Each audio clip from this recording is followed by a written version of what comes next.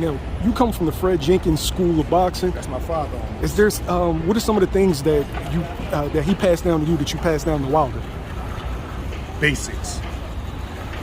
Basics. Keep the proper amount of space in between your legs.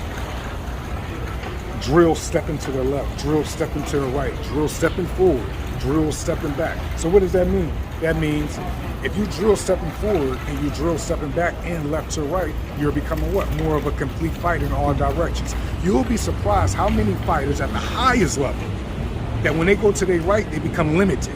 I see it all the time. Some guys, when they go to their left, they become limited. Some guys, when they back up, they become limited. Some guys not that effective when they go forward. This goes on so much if you film study the way that I do. So what I try to do is with Fred Jenkins, and even Emmanuel Stewart and Harold the Shadow Knight passed on to me. To become a complete fighter, you have to know how to do everything. You have to practice everything. If someone was to ask me my style of teaching is, I think every fighter should know how to do everything. So we'll say the high guard. You hear some people say, well, you shouldn't have your hands up like that. And they absolutely right.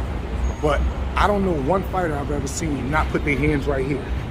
So if you know you may have to do that, even if it's for the sake of an emergency, don't you think you should know how to do it? Yeah. We'll talk about clinching. People hate clinching. I'm a huge fan of clinching when it's done the right way with intent. Because how many fighters do you see that get stopped just from taking punches? They don't know how to clinch and buy time and kill the clock. These are things Fred Jenkins used to drill as a kid. These are things that I teach guys when I box. These are things that I have so much. I'm so not insecure that I'm not a wrestling teacher, I'm not an MMA teacher, but I'll go and bring a wrestling teacher in to help my guy. I'll go and bring an MMA guy in to help my guy with clinching. And that's the Fred Jenkins way, to use what you got and go get more to get what you want. And that's what I pass on, not just to my fighters, even to my kids. Fred Jenkins just wasn't my teacher.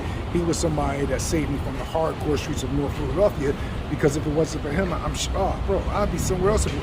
Fred Jenkins is somebody that would come, my mom couldn't find me at nighttime, so I'd rip running the street. And Fred would get out of his bed at 2, 3 o'clock in the morning, leave his family, find me at whatever corner I was hanging out in, grab me, throw me in his van, take me back to my mom's house and say, if I ever catch you out here again, I'm gonna kick your fucking ass. And had the permission from my mom to do it.